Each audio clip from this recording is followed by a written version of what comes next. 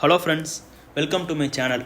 இன்றைக்கி நம்ம எந்த படத்தை பற்றி பார்க்க போகிறோன்னு பார்த்தீங்கன்னா 2023 ரிலீஸ் ஆன சூப்பர் டாக்கீஸ் ப்ரொடக்ஷனில் டைரக்டர் சங்கையா இயக்கி பிரேம்ஜி அமரன், ரேஷ்மா பசுப்புலேட்டி, ஞான சம்பந்தன், கேஜி மோகன் இப்படி நிறைய பேர் சேர்ந்து நடித்த சத்திய சோதனை இந்த படத்தோட ரிவ்யூ தான் நம்ம இங்கே பார்க்க போகிறோம்.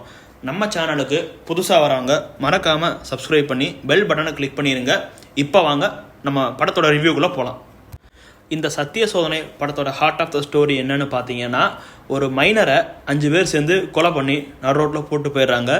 மறுநாள் காலையில் அந்த வழியாக வர அந்த நம்ம ஹீரோ அதை பார்த்துட்டு அவர்கிட்ட இருந்த ஒரு செயின், அவரோட மொபைலை எடுத்துகிட்டு போய் பக்கத்தில் இருக்கிற போலீஸ் ஸ்டேஷனில் கொடுத்துட்டு, சார் இந்த மாதிரி ஒரு கொலை நடந்திருக்குன்னு அவங்க போலீஸ்ட்டாக தகவல் சொல்லிடுறாங்க. நம்ம போலீஸ்காரங்களாம் அதை இன்வெஸ்டிகேட் பண்ணுற அந்த கேப்பில் அவங்க இந்த மிச்சம் இருக்கிற நகை என்னாச்சு அதை கண்டுபிடிக்கணும்னு நினைக்கிறாங்க.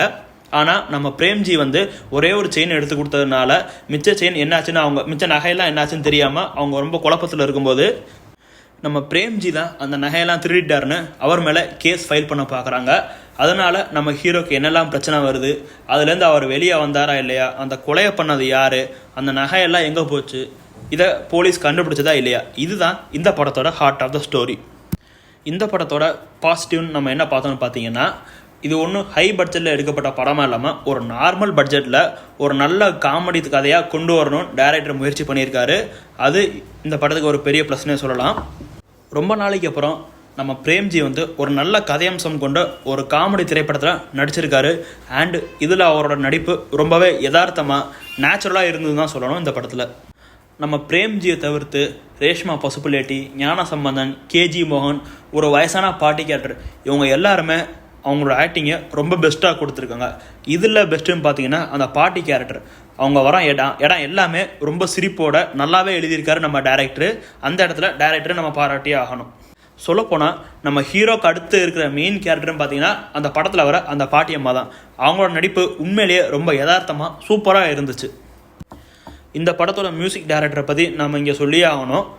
ஒரு கிராம பின்னணிக்கு எந்த மாதிரி மியூசிக் தேவையோ அதை ரொம்ப நல்லாவே கொடுத்துருக்காரு நம்ம மியூசிக் டைரக்டர். படத்தோட சினிமோட்டோகிராஃபர், எடிட்டர் இவங்க எல்லாருமே அவங்க பெஸ்ட்டை கொடுத்துருக்காங்க.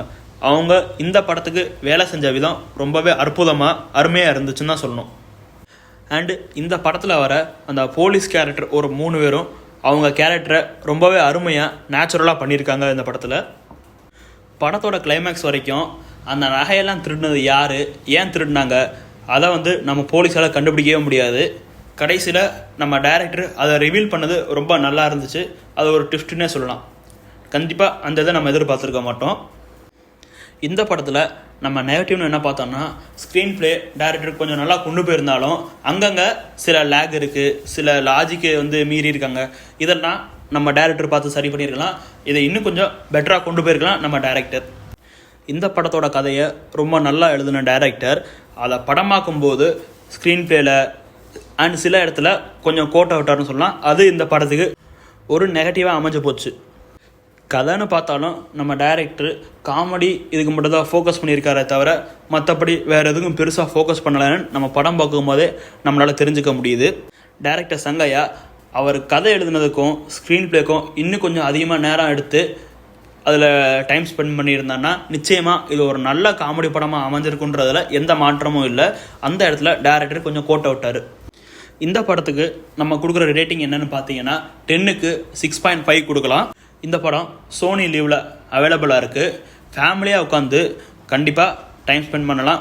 போர் அடிக்காமல் லாஜிக் பார்க்காம இருக்கணும்னு நினச்சிங்கன்னா இந்த படத்தை நிச்சயமாக ஃபேமிலியோடு உட்காந்து பாருங்கள். நல்லா என்டர்டெயின்மெண்ட்டாக இருக்கும். முக்கியமாக குழந்தைங்களோடய உட்காந்து பார்க்கலாம். அவங்களும் நல்லா ரசிப்பாங்க இந்த படத்தை.